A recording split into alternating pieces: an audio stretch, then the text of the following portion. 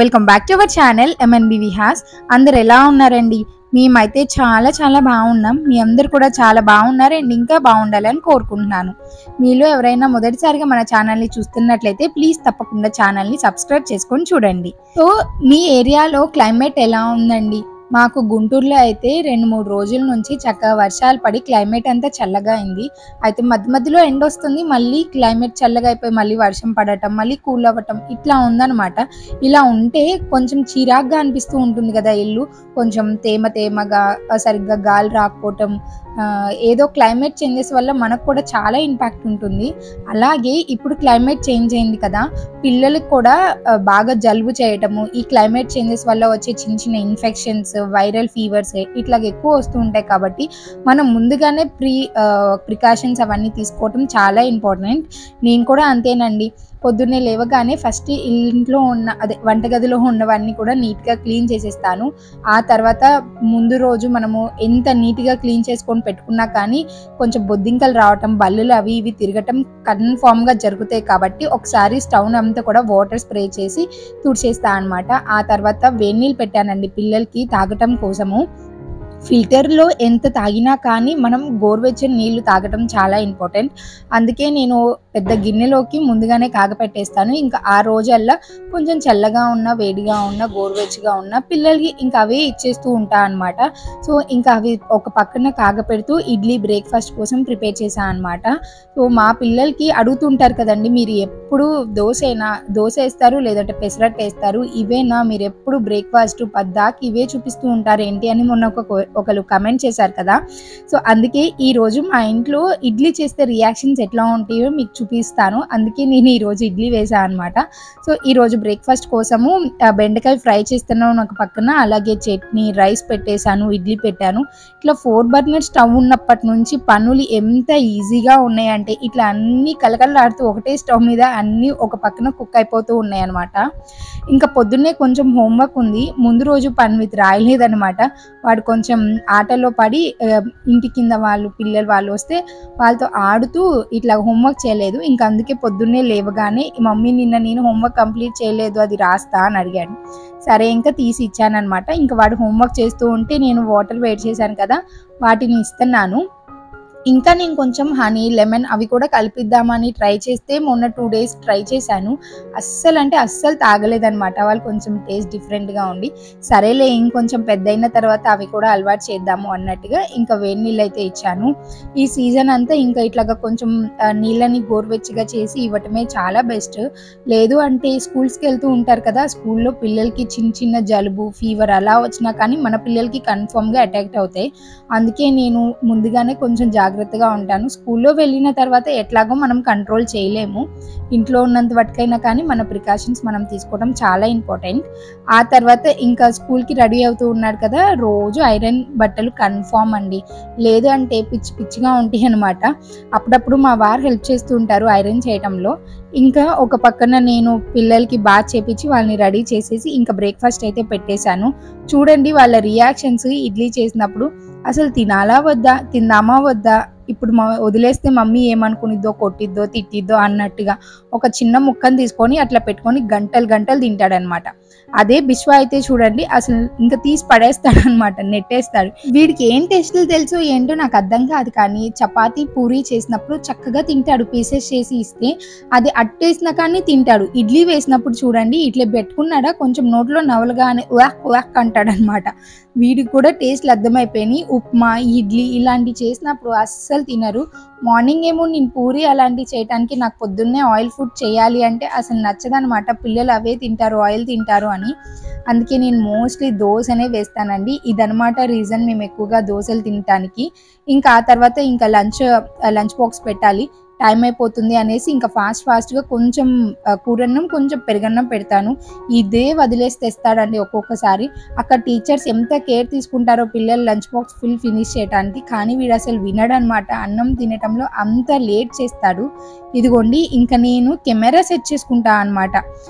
ఎక్కడైనా నేను వీడియో తీసే చోట ఈ పిల్లలు వచ్చి ఒక్కటే కదిలిస్తూ ఉంటారండి. నేను పెట్టుకోవటం ఆలస్యం కదిలిచ్చేస్తారు. లంచ్ బాక్స్ పెట్టేశాను కదా, ఇంకా స్నాక్స్లోకి ఒక బాయిల్డ్ ఎగ్ లోపలిది తీసేస్తా అనమాట, ఎల్లో కలర్ది.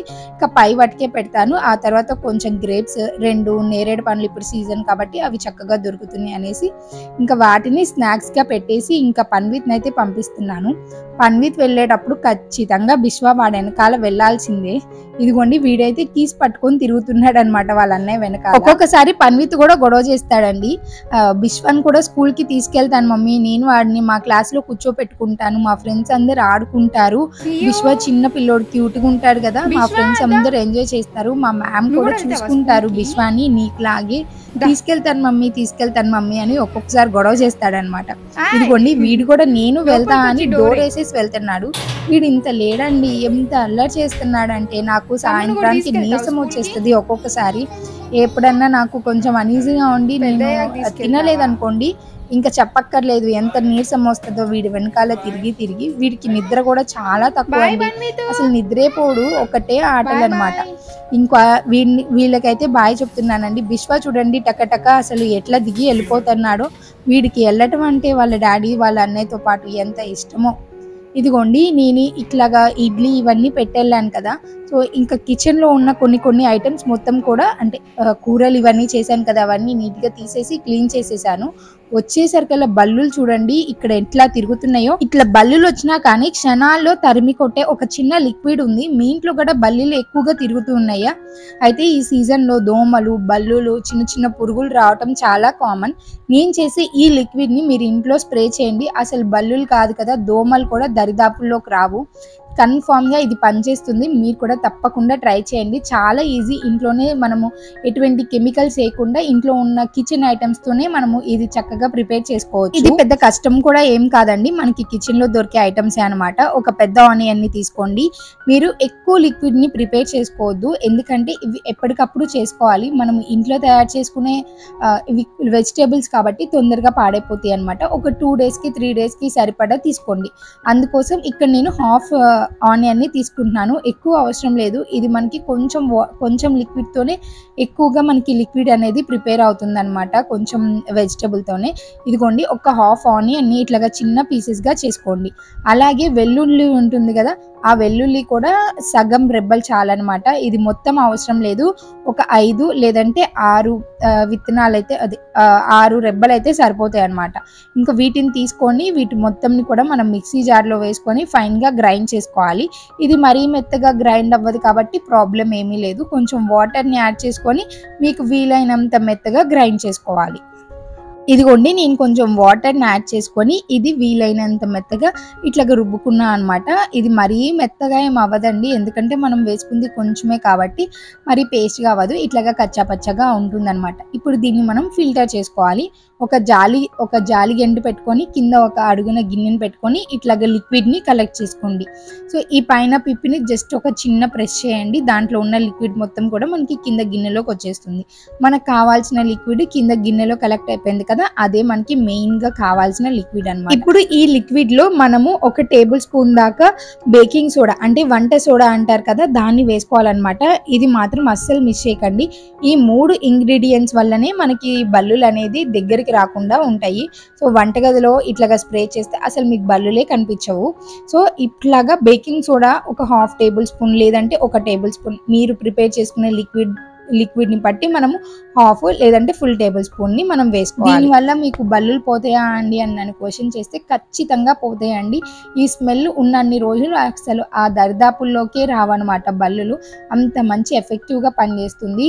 అదే మీకు కొంతమంది ఎగ్స్ షెల్స్ని పెడతారు, కోడిగుడ్లు పెంగులు పెడతారు కదా, దానివల్ల కూడా మనకి బల్లులు దగ్గరికి రావన్నమాట, అసలు ఆ ప్లేస్లోనే తిరగవు. కానీ ఏంటంటే దాని లోపల చెమ్ము ఉంటుంది కదా, అది 1 గంట 2 గంటలకు ఆరిపోతుంది. ఇంకా ఆ తర్వాత ఇంకా బల్లులు దాని చుట్టూనే తిరుగుతాయి. అది ఎంత ఎఫెక్టివ్గా పని చేయకపోవచ్చు, కానీ ఈ లిక్విడ్ ఈ స్మెల్ ఒక 2 to 3 డేస్ వస్తుందన్నమాట. ఆ 2-3 రోజులు అసలు బల్లులే దగ్గరికి రావు. ఇదిగోండి ఇప్పుడు ఈ లిక్విడ్లో మనము 1/2 లీటర్ లేదంటే 1/4 లీటర్ వరకు వాటర్ని మిక్స్ చేసుకోవచ్చు. నాకు ఈ లిక్విడ్ డబ్బాకి సరిపడా వాటర్ అయితే నేను ఫిల్ చేసుకుంటున్నాను అనమాట. సో వాటర్ని మిక్స్ చేసుకొని ఇదిగోండి ఇట్లాంటి మన ఇంట్లో ఆల్రెడీ యూజ్ చేసినవి ఉంటాయి కదా, సో అలాంటి బాటిల్స్ ఏమన్నా ఉంటే తీసుకోండి. లేదు అంటే మనకి ఆన్లైన్లో స్ప్రే బాటిల్స్ ఈజీగా దొరుకుతాయి. సో మనం కొత్తగా కొనుక్కోవటం ఎందుకు, ఇంట్లో ఉన్నాయి కదా అనేసి నేను వీటిని అయితే మళ్ళీ వాడుకుంటున్నాను అనమాట. ఇట్లా దీంట్లో ఫిల్ చేసేసుకొని ఇంకా మనం దీనిపైన మూతను పెట్టుకొని ఎక్కడైతే బల్లులు ఎక్కువగా తిరుగుతూనే అనిపిస్తుందో అక్కడ దీన్ని స్ప్రే చేసుకోవటమే. ఇంకా స్ప్రే బాటిల్ ఉంటే చక్కగా మనం గోడలు కూడా స్ప్రే చేసుకోవచ్చు అనమాట. దీంతో కూడా చక్కగా వస్తుంది, ఏం పర్లేదు. స్ప్రే బాటిల్ ఉంటే ఇంకా బాగా ఉంటుంది. ఇంకా అప్పుడు గోడల దగ్గర లేదు అంటే బల్లులు ఎక్కడైతే ఎక్కువ తిరుగుతాయి, డోర్స్ వెనకాల, మనం మంచం కింద ఇక్కడ ఎక్కువగా బల్లులు తిరుగుతూ ఉంటాయి కాబట్టి వాటి దగ్గర స్ప్రే చేస్తే సరిపోతుంది. కిచెన్ లో షింక్ కింద కూడా మనకి ఎక్కువగా దోమలు బల్లులు ఇవి వస్తూ ఉంటాయి కాబట్టి మనం అక్కడ కూడా స్ప్రే చేసుకోవచ్చు. సో ఇట్లాగా గోడల మీద, డోర్స్ దగ్గర, మూలల్ని స్ప్రే చేసుకోవచ్చు. కానీ ఇదిగోండి ఇట్లాగా కర్టన్స్ మీద లేదంటే షెల్ఫ్స్ లోపల మాత్రం అస్సలు స్ప్రే చేయకండి. జస్ట్ షెల్ఫ్ పైన మనము స్ప్రే చేసుకోవచ్చు, బట్ షెల్ఫ్ లోపల మాత్రం అసలు స్ప్రే చేయకండి. ఇవి ఎక్కువగా ఘాటుగా ఉంటుంది కాబట్టి అదొక రకమైన స్మెల్ వస్తుంది. ఇది మీకు యూస్ఫుల్ అనిపిస్తే తప్పకుండా దీన్ని ఇప్పుడే ట్రై చేసేయండి, బాగుంటుంది. చూసారు కదండి, ఇవాల్టి వీడియో అయితే ఇలా షూట్ చేసుకున్నాను. మీకు కనుక ఈ వీడియో నచ్చితే తప్పకుండా వీడియోని లైక్ చేసి, షేర్ చేసి అండ్ సబ్స్క్రైబ్ చేయడం మాత్రం మర్చిపోకండి. ఇంకొక మంచి వీడియోలో మళ్ళీ కలుసుకుందాం. Until then keep smiling, take care and bye.